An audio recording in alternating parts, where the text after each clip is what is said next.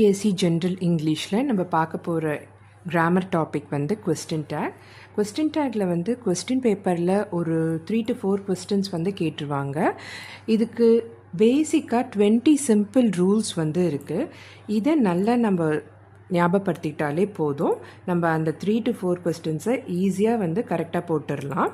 First question take அப்படின்னா ஒரு statement வந்து கொடுத்துருவாங்க. ஸோ அதுக்கான கொஸ்டின் வந்து நம்ம அமைக்கணும்.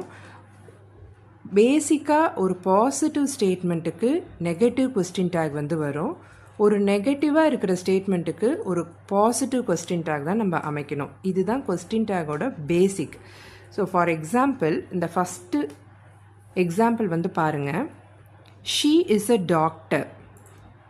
ஸோ இது வந்து ஒரு பாசிட்டிவ் அஃபர்மேட்டிவ் ஸ்டேட்மெண்ட் இல்லையா? இதுக்கு கொஸ்டின் டேக் வந்துட்டு நெகட்டிவில் தான் வரும். ஸோ இந்த இஸ் அப்படின்றது வந்து இஸ்ன்ட் ஆகும், இந்த ஷீ அப்படியே வரும். So she is a doctor. So இதுக்கு கொஸ்டின் டேக் எப்படி வரும்? இஸ்ன்ட் ஷீ அப்படின்னு வரும். நெக்ஸ்ட்டு பார்த்தீங்கன்னா ஒரு நெகட்டிவ் ஸ்டேட்மெண்ட்டுக்கு ஒரு பாசிட்டிவ் கொஸ்டின் டேக் தான் வரும். You where not listening. So இந்த நாட் அப்படின்றதுலே நெகேஷன் வந்து வந்துடுது. So you where not listening அப்படின்றது ஒரு நெகட்டிவ் ஸ்டேட்மெண்ட். இதுக்கு கொஸ்டின் டேக் எப்படி அமையும்னா ஒரு பாசிட்டிவ் கொஸ்டின் டேக் தான் வரும். ஸோ வேர் நாட் அப்படின்றது வேராக இருக்கும், இந்த யூ அப்படியே வரும். So you where not listening அப்படின்றதுக்கு கொஸ்டின் டேக் வந்து வேர் யூ. ஸோ இதுதான் பேசிக் கொஸ்டின் டேக்கோடது. சம்டைம்ஸ் சென்டென்ஸில் வந்துட்டு ஆக்சிலரி வேர்ப் வந்து வராது. ஸோ இந்த ஃபர்ஸ்ட் 2 ஸ்டேட்மெண்ட்ஸ் வந்து பார்த்தீங்கன்னா ஆக்சிலரி வேர்ப் வருது. ஆக்சிலரி வேர்ப் வராத இடத்துல என்ன பண்ணணும் அப்படின்னு நம்ம பார்க்கலாம். ஸோ இது 2 சிச்சுவேஷன் வந்து இருக்குது. ஸோ இப்போ கொடுத்துருக்க ஸ்டேட்மெண்ட் வந்து சிம்பிள் ப்ரெசண்ட்டாக இருந்தால் அந்த கொஸ்டின் டேக்கில் வந்து டூ ஆர் டஸ் வந்து நம்ம யூஸ் பண்ணுவோம். கொடுத்துருக்க ஸ்டேட்மெண்ட் வந்து சிம்பிள் பாஸ்டில் இருந்ததுன்னா கொஸ்டின் டேக்கில் வந்துட்டு டிட் வந்து யூஸ் பண்ணுவோம். இந்த எக்ஸாம்பிள் பார்த்தீங்கன்னா உங்களுக்கு புரிஞ்சிடும். தீபா லைக்ஸ் டென்னிஸ் இல்லையா? ஸோ இது வந்து சிம்பிள் ப்ரெசண்ட்டில் இருக்குது. ஸோ இதுக்கு வந்து நம்ம டசன்ட் ஷீ அப்படின்ற கொஸ்டின் டேக் வந்து வரும். யூ ப்ளே கிட்டார், இதுவும் வந்து சிம்பிள் ப்ரெசண்ட்டில் தான் இருக்குது. ஸோ இது வந்து டோன்ட் யூ அப்படின்ற கொஸ்டின் டேக் வந்து வரும். இப்போ சிம்பிள் பாஸ்டில் இருந்ததுன்னா டிட் அப்படின்ற கொஸ்டின் டேக் வந்துட்டு வரும். ஹீ கேம் எஸ்டர்டே, இது வந்து பாஸ்ட் டென்ஸ் இல்லையா? ஸோ இதனோட கொஸ்டின் டேக் வந்துட்டு டிடன்ட் ஹீ அப்படின்னு வருது பார்த்தீங்களா? ஸோ இது வந்து தேர்ட் டைப். ஃபஸ்ட்டு வந்து பாசிட்டிவ் ஸ்டேட்மெண்ட் கொடுத்துருந்தாங்கன்னா நெகட்டிவ் கொஸ்டின் டேக் வரும். ரெண்டாவது நெகட்டிவ் ஸ்டேட்மெண்ட் கொடுத்துருந்தாங்கன்னா பாசிட்டிவ் கொஸ்டின் டேக் வரும். மூணாவது சென்டென்ஸில் வந்துட்டு ஆக்சிலரி வேர்ப்லே இல்லைன்னா சிம்பிள் ப்ரெசண்ட்டாக இருந்ததுன்னா அந்த ஸ்டேட்மெண்ட் டூ ஆர் டஸ் வந்து கொஸ்டின் டேக்கில் வரும். அது சிம்பிள் பாஸ்டாக இருந்ததுன்னா கொஸ்டின் டேக்கில் வந்துட்டு டிட் வரும். நெக்ஸ்ட் பார்த்தீங்கன்னா மோடல் ஆக்சிலரி வேர்ப், அதாவது will, shall, would, should, could, might, dare, need, would rather, had better இதெல்லாம் வந்ததுன்னா அந்த பர்டிகுலர் வேர்ப் அதனோட வந்துட்டு நாட் இதை வந்து சேர்த்து கொஸ்டின் டேக் வந்து ஃபார்ம் பண்ணணும். நெக்ஸ்ட்டு வந்து பார்த்தீங்கன்னா everybody, every one, nobody, no one, somebody, some one, anybody, any one, இதெல்லாம் வந்து சிங்குலராக தான் வந்து எடுத்துக்கணும். ஸோ கொஸ்டின் டேக் மேக் பண்ணும் போது நம்ம ப்ளூரலில் மேக் பண்ணணும், அதை தான் சொல்கிறாங்க.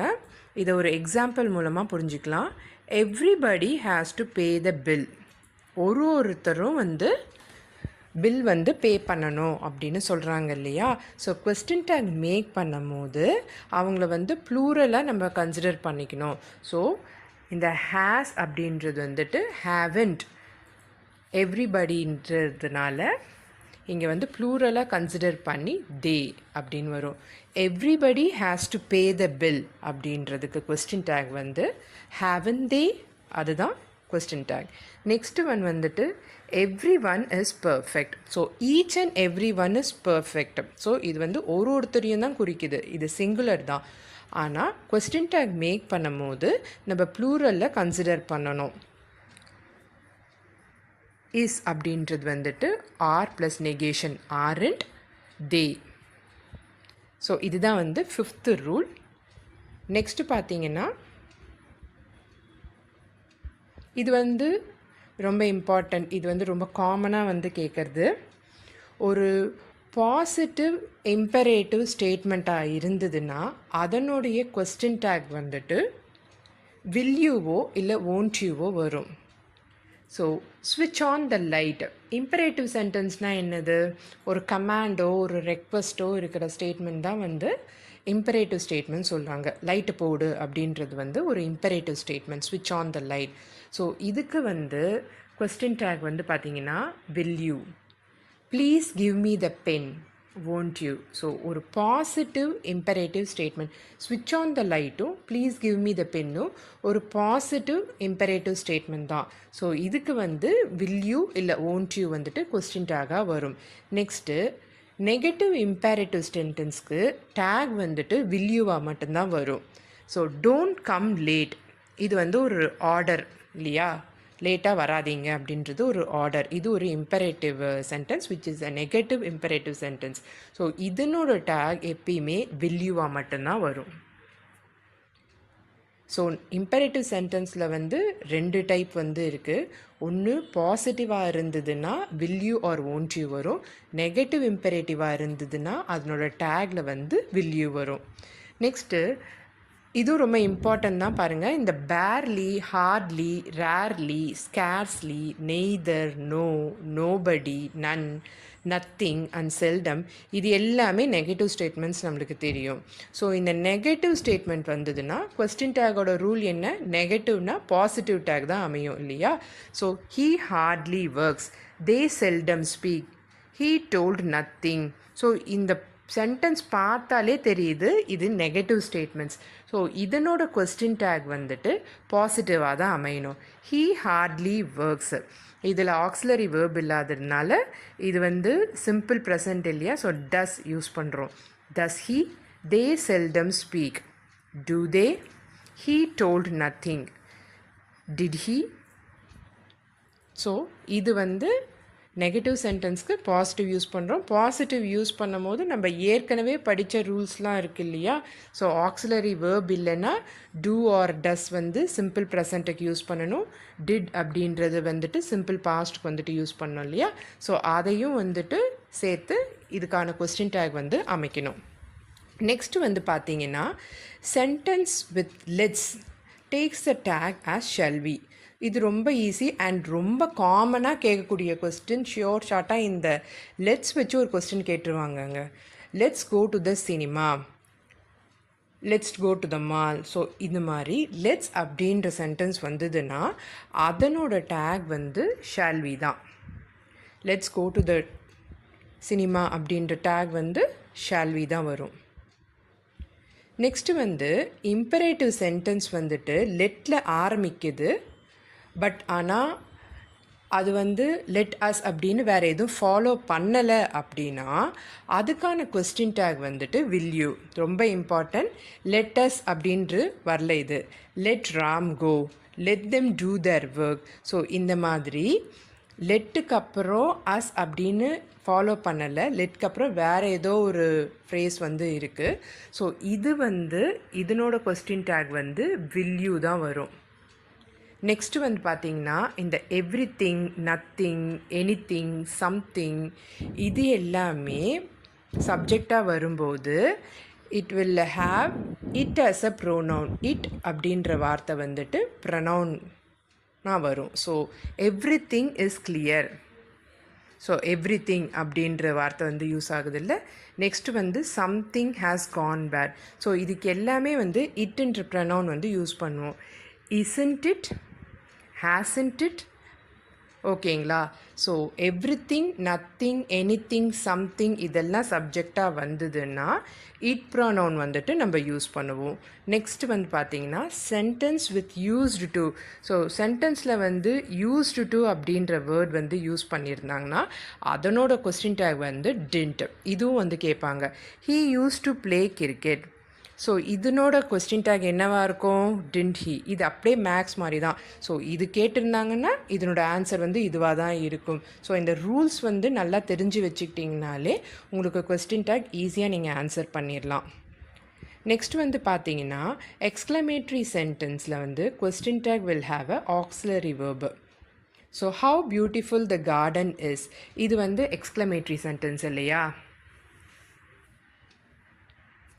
So this will have the auxiliary verb. So இந்த இஸ் இருக்கு இல்லையா, அது அப்படியே வந்து isn't it அப்படின்னு ஆகிடும். நெக்ஸ்ட் வந்து பார்த்தீங்கன்னா ஆம் அப்படின்றது வந்து அந்த சென்டென்ஸில் வந்து கொடுத்துருந்தாங்கன்னா கொஸ்டின் டேக்கில் வந்து ஆரண்ட் அப்படின்னு மாறும். ஸோ ஐ ஆம் a little late today. So இந்த ஆம் கொடுத்துருந்தாலே அது அப்படியே வந்துட்டு ஆரண்ட் அப்படின்னு மாறிடும். நெக்ஸ்ட் இதுவும் ரொம்ப இம்பார்ட்டன்ட் தான். இப்போ சென்டென்ஸில் வந்துட்டு திஸ் ஆர் தட் அப்படின்னு வந்ததுன்னா கொஸ்டின் டேக்கில் இட் அப்படின்றத யூஸ் பண்ணுவோம்.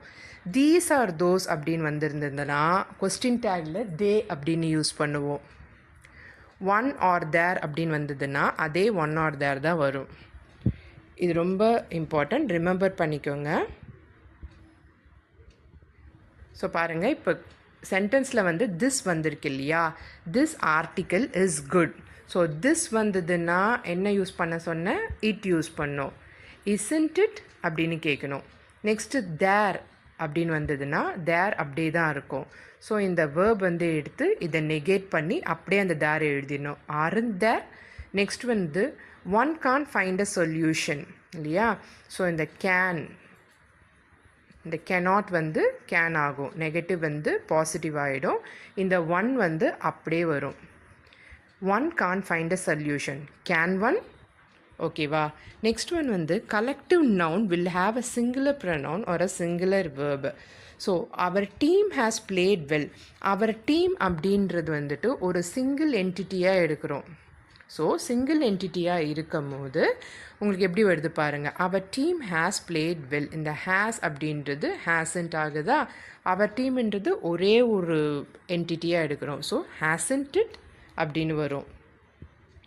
நெக்ஸ்ட் வந்து பார்த்தீங்கன்னா the subject hidden in the imperative sentence is always you. Please bring a glass of water. So நீ போய் எனக்கு ஒரு கிளாஸ் ஆஃப் வாட்டர் கொண்டு வா. அது வந்துட்டு யூ அப்படின்றது தான் வந்துட்டு ஹிடன் சப்ஜெக்டாக இருக்கும். நெக்ஸ்ட் ஒன் வந்து join us for lunch tomorrow. You join us for lunch tomorrow அப்படின்னு அந்த ஹிடன் சப்ஜெக்ட் வந்துட்டு எப்பயுமே யூ தான். ஸோ இதுக்கு கொஸ்டின் டேக் வந்து ஃபார்ம் பண்ணும்போது please bring a glass of water, would you join us for lunch tomorrow. இதில் சப்ஜெக்டே இல்லையே, இது எப்படி பின்னாடி போடுறது அப்படின்னு யோசிக்கக்கூடாது. அதுக்கு தான் அவங்க சொல்கிறாங்க ஹிடன் சப்ஜெக்ட் வந்து எப்பயுமே யூ தான் இம்பரேட்டிவ் சென்டென்ஸில். Join us for lunch tomorrow அப்படின்றது வந்து வில் யூ அப்படின்ற கொஸ்டின் டேக் வந்து வரும். நெக்ஸ்ட் வந்து பார்த்தீங்கன்னா the pronoun they is used to refer to people or animal or things in plural. ஓகேங்களா. அதுவே the pronoun it is used in question tag when a thing or animal is in singular form. ஒரு animal or thing வந்து plural ஃபார்மில் இருந்ததுன்னா தே அப்படின்ற pronoun use பண்ணுவோம். அதுவே singular ஃபார்மில் இருந்ததுன்னா இட் அப்படின்ற ப்ரனவுன் வந்து யூஸ் பண்ணுவோம். ஒரு எக்ஸாம்பிள் பார்த்தா ஈஸியாக புரிஞ்சிடும். The toys in the box are not new. ஓகேவா. இது வந்து ப்ளூரலில் இருக்குது டாய்ஸு இல்லையா. ஸோ அதுக்கான கொஸ்டின் டேக்கில் வந்துட்டு ஆர் தே அப்படின்னு சொல்கிறோம் பார்த்தீங்களா. நெக்ஸ்ட்டு ப்ரனவுன் வந்து இட்டு எங்கே யூஸ் பண்ணுவோன்னா when the thing or animal வந்து சிங்குலர் ஃபார்மில் இருக்கும் போது the peacock is the national bird of India. So இது வந்து isn't it அப்படின்னு கேட்குறோம் பாருங்கள். ஸோ ப்ரனவுன் வந்து தே எப்போ வரும், இட் எப்போ வரும் அப்படின்றத நல்லா பார்த்துக்கோங்க. நெக்ஸ்ட் ரொம்ப இம்பார்ட்டண்ட் இது வந்து இந்த ஏ லிட்டில் ஏ ஃப்யூ இதெல்லாம் இருக்கு இல்லையா, இது வந்து பாசிட்டிவாக எடுக்கிறாங்க. ஆனால் இந்த ஃப்யூ லிட்டில் அப்படி இருக்கிறது வந்துட்டு negative. So a little A few அப்படின்னு சென்டென்ஸில் வந்ததுன்னா அது பாசிட்டிவ் ஸ்டேட்மெண்ட்ஸாக தான் கன்சிடர் பண்ணணும். அப்போ அதனோட டேக் எப்படி இருக்கும், டேக் வந்து நெகட்டிவாக இருக்கும். பட் ஃப்யூ வெறும் ஃப்யூ லிட்டில் இது வந்து நெகட்டிவ் ஸ்டேட்மெண்ட்ஸு. ஸோ அதனோட டேக் வந்துட்டு பாசிட்டிவாக இருக்கணும்.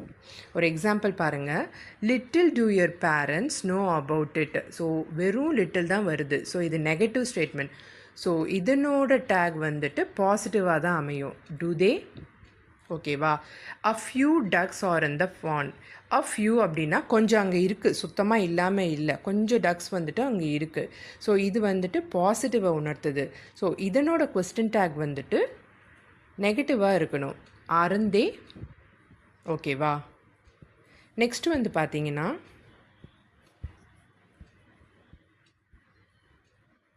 இந்த each of, either of, neither of, both of, all of, so இந்த மாதிரி வர்றதெல்லாம் it takes plural noun as subject. அதுக்கு ஒரு எக்ஸாம்பிள் பாருங்கள். Neither of my 2 brothers helped me in that situation. ஓகேவா. இது வந்துட்டு it takes plural noun as subject. did they, ஓகேவா. all of us are not eligible to apply. are we, ஓகேவா. So இந்த each of, either of, neither of, both of, all of அப்படின்னா plural ப்ரொனவுனை வந்துட்டு சப்ஜெக்டாக அதை எடுத்துக்கும். ஓகேவா. இதுதான் இந்த 20 ரூல்ஸ் அண்ட் கொஸ்டின் டேகு. இந்த 20 ரூல்ஸை வந்து நீங்கள் நல்லா ஞாபகம் வச்சிட்டாலே கொஸ்டின் டேக்கில் வர அந்த 3 to 4 கொஸ்டின்ஸை கான்ஃபிடெண்ட்டாக அட்டன் பண்ணி ஃபுல் மார்க் வந்து வாங்கலாம். இதில் எதுனா டவுட்ஸ் இருந்ததுன்னா கமெண்ட் செக்ஷனில் வந்துட்டு கேளுங்க.